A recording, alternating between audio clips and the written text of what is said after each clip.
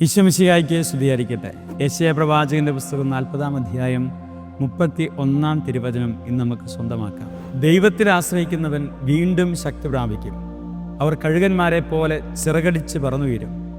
അവർ ഓടിയാൽ ക്ഷീണിക്കുകയില്ല, നടന്നാൽ തളരുകയുമില്ല. പ്രിയപ്പെട്ടവരെ, ദൈവാശ്രയ ബോധത്തിൽ ജീവിക്കുന്നവൻ കാലിടറി വീഴുകയില്ല എന്ന് ഇന്ന് വചനം ഓർമ്മപ്പെടുത്തുകയാണ്.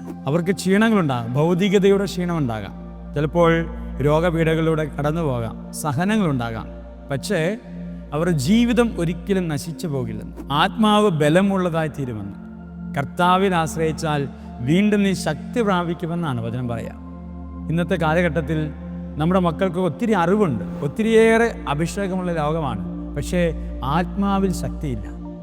എന്താ കാരണം? നമ്മുടെ ആശ്രയങ്ങളെല്ലാം ഭൗതികതയിലാണ്. അതുകൊണ്ട് എന്താ പറ്റുന്നത്? ആത്മാവിലെ ശക്തി നഷ്ടപ്പെട്ടു പോവാം. പെട്ടെന്ന് ആത്മഹത്യ, ഡിപ്രഷൻ, തകർന്നു പോകുന്ന അവസ്ഥ. അതല്ല, ഈശോയിൽ ആശ്രയിച്ചാൽ നിനക്ക് ശക്തി ഉണ്ടാകും.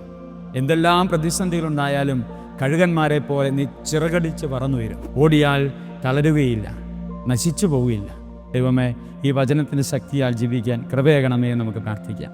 ദൈവം അനുഗ്രഹിക്കട്ടെ. ആമേൻ.